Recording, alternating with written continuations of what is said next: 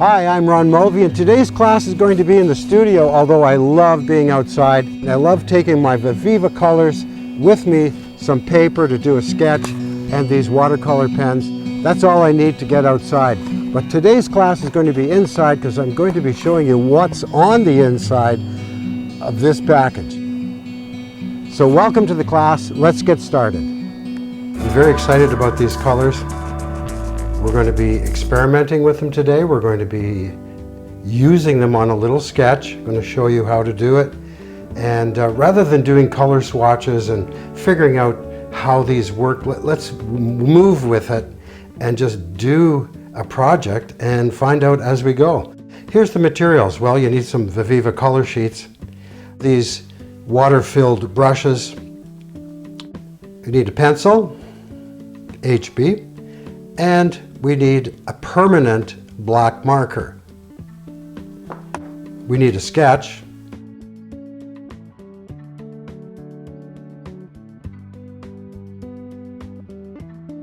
I'm going to show you how to transfer this though to a piece of 140-pound watercolor paper by Canson.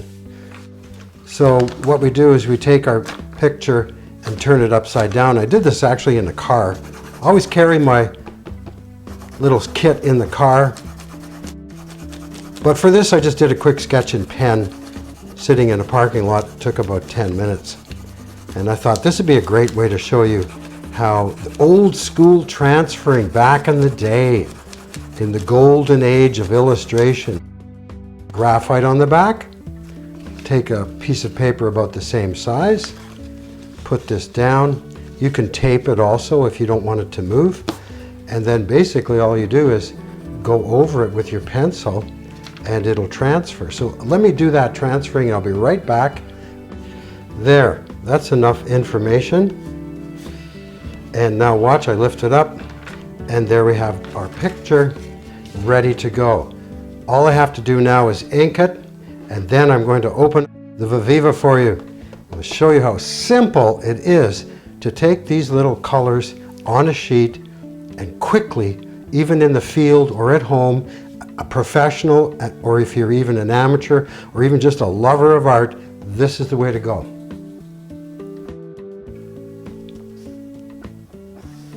So I've gone over my pencil, put my name. In case I haven't introduced myself, it's Ron. Pleased to meet you, glad you're in the class. It was a pine tree, ponderosa pine.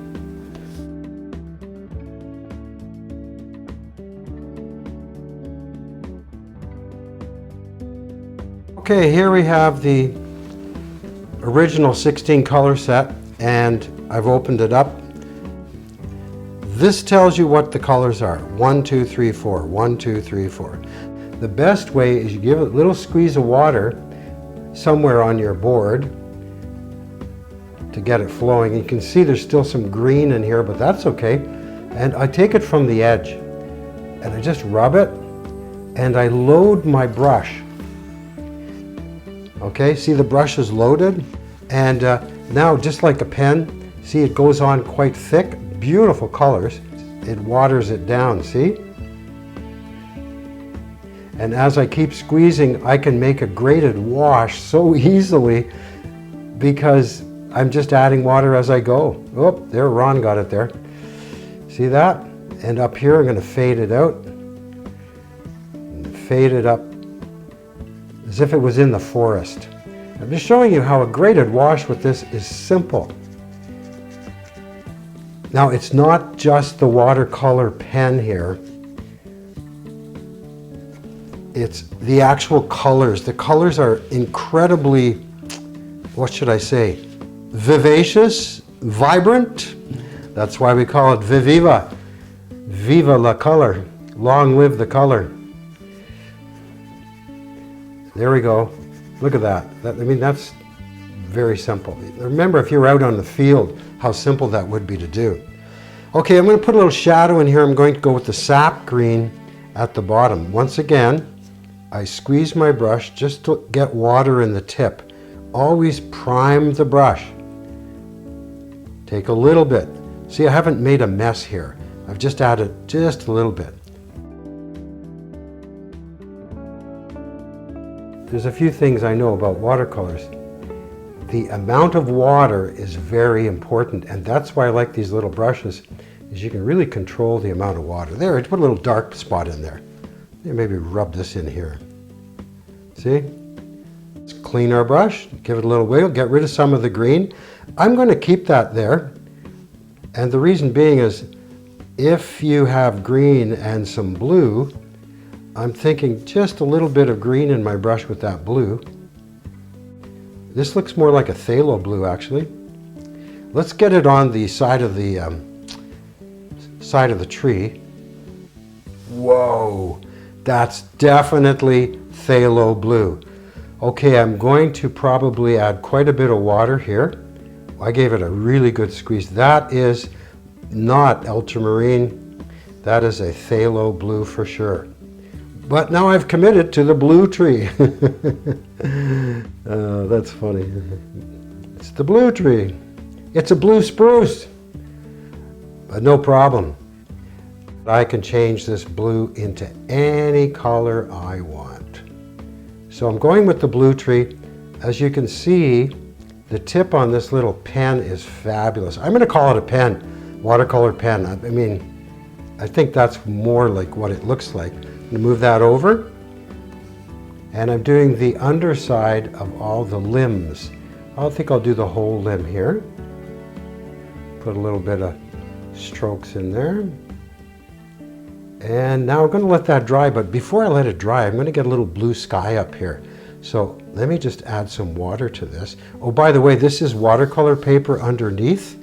I like to use a sheet many times rather than putting it on a palette, because I can really judge what it's going to look like on the real paper. See, it's still too dark. Look at the amount of color. I only went in here once, and I got too much. Oh, I'm getting a little bear print there.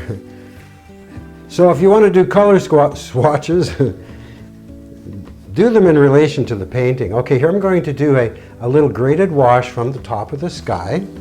Whoop, right here.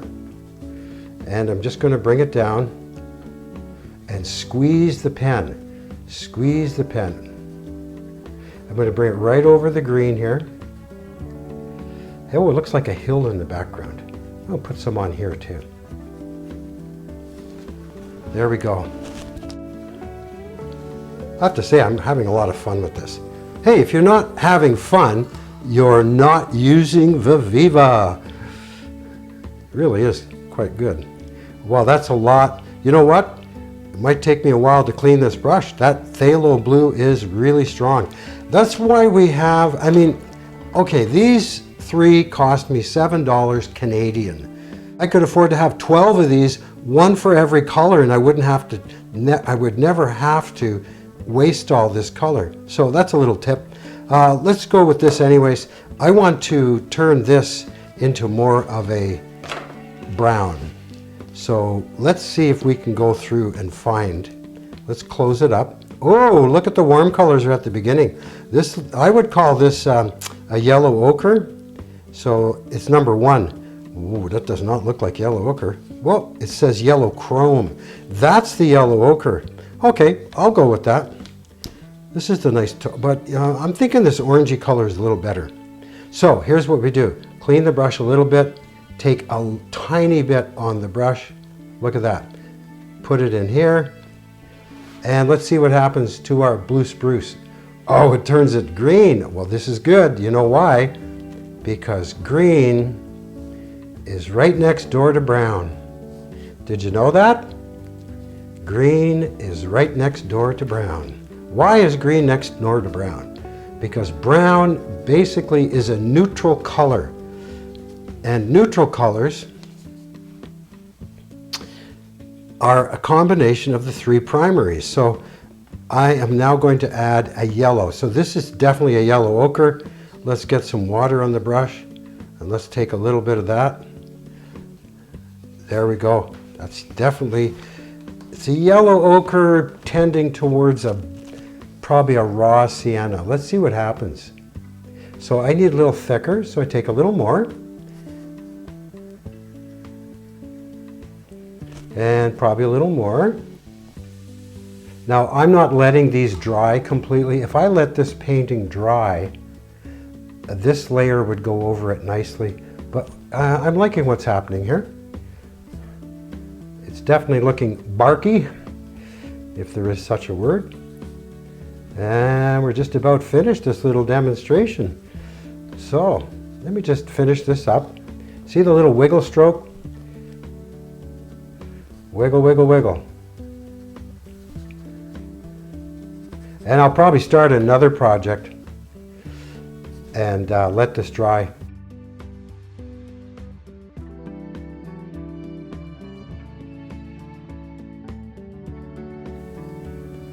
Yeah, that's nice.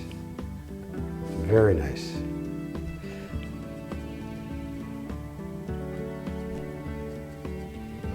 Well, Viviva, this could be the start of a long friendship.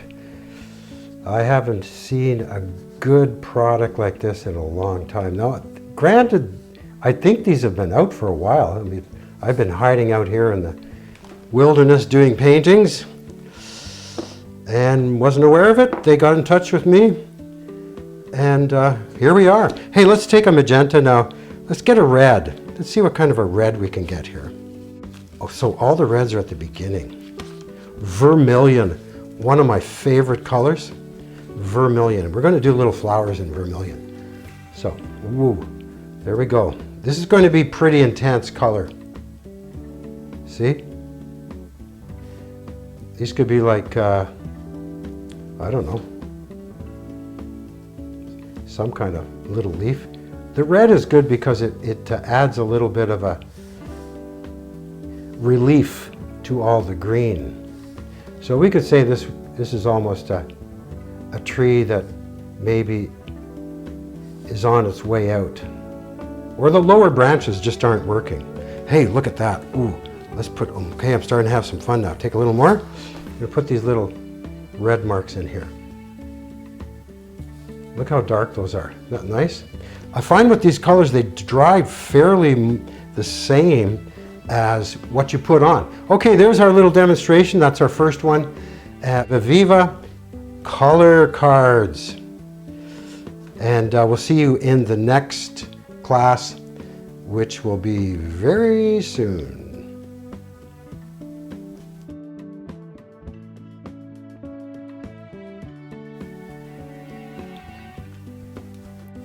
And I'm going to take a little orange here.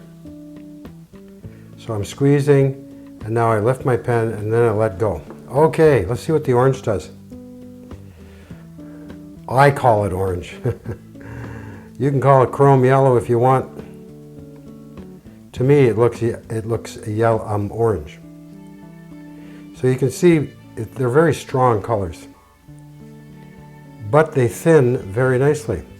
Like I say, it's a little bit of an Indian yellow, I think. But you can call it what you want. It's your painting. Okay, let's check out the graded wash now.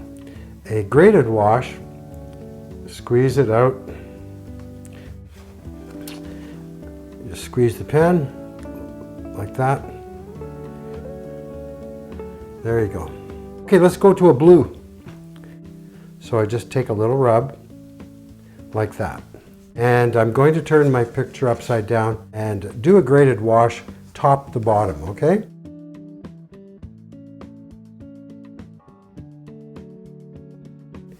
Now I squeeze the brush.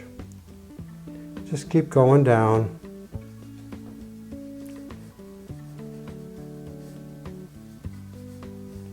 Hop over. Just the slightest touch of that color. Now I know the qualities and characteristics of that peacock blue. It's extremely intense. Now if I want to smooth this out a bit, just rub it a little bit, squeezing the pen slightly. Other way. Okay, now I'll need another drop of this. There we go. And we're back to full strength. I haven't squeezed the pen yet. I think that worked really well. Now I need a little bit more here.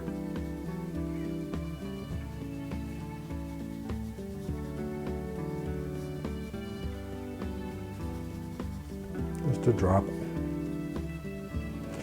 You can be putting your paints in a palette also, and that way you can just dip your pen in.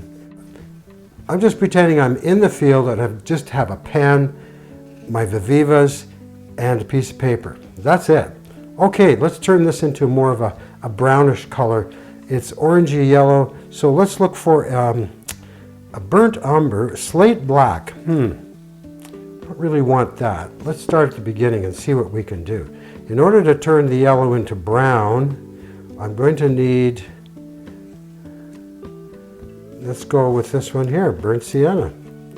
No, let's go with burnt umber. Burnt umber has some green undertones.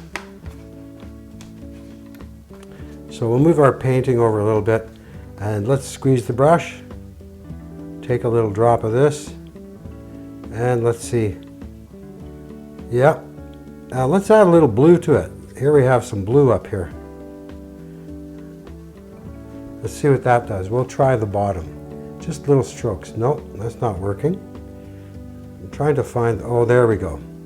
So here we go, little strokes. Nope, still not dark enough. Okay, we'll try some, we'll do some slate black.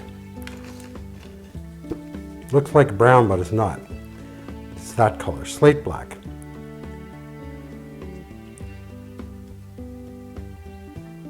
Perfect. Mix it a little brown. There we go. I'm using a stroke this time. And I'm going to stroke the left side. See the strokes? I'm going to leave a little bit there for the texture of the bark. Bring it right into the grass.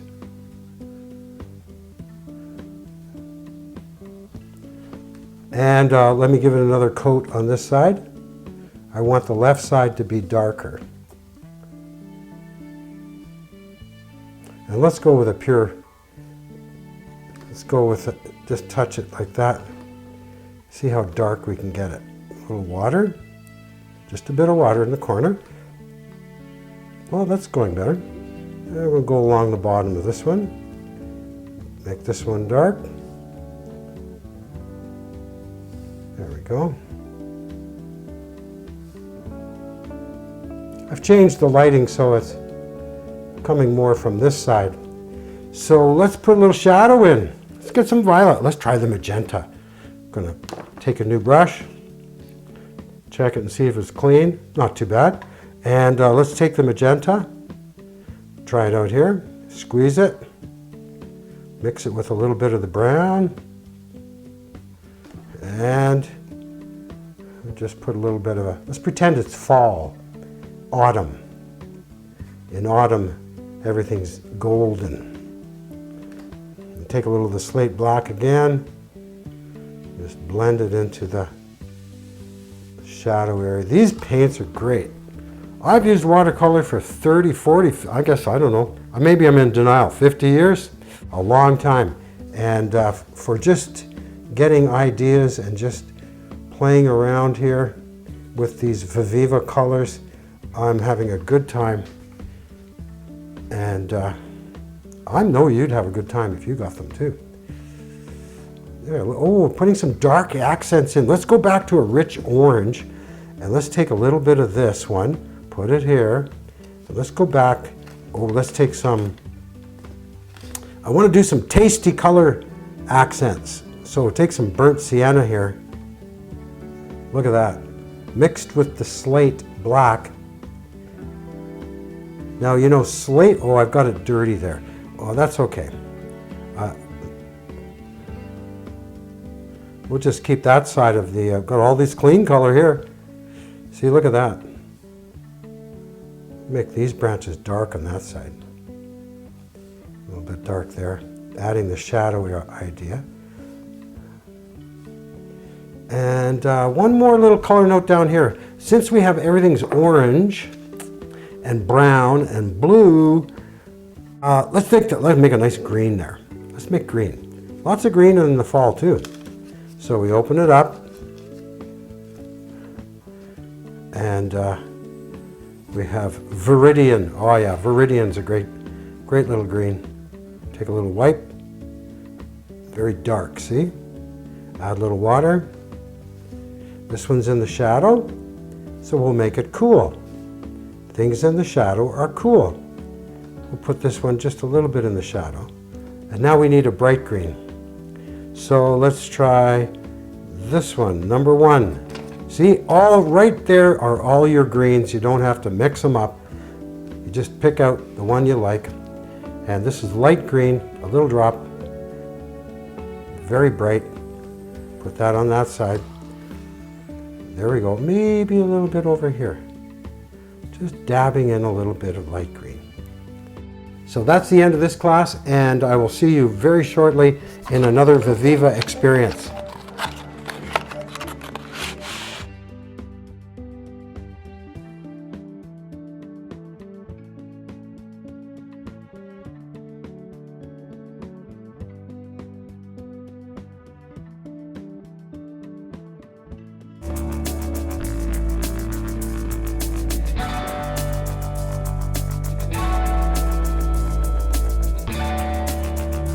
Viviva Colors. This is the best thing that's happened to me in many years. Spread it with a little bit of water. Whoa! I mean, that looks like bright. Why does it look bright? Well, black around it and violet and orange. Very good color combination.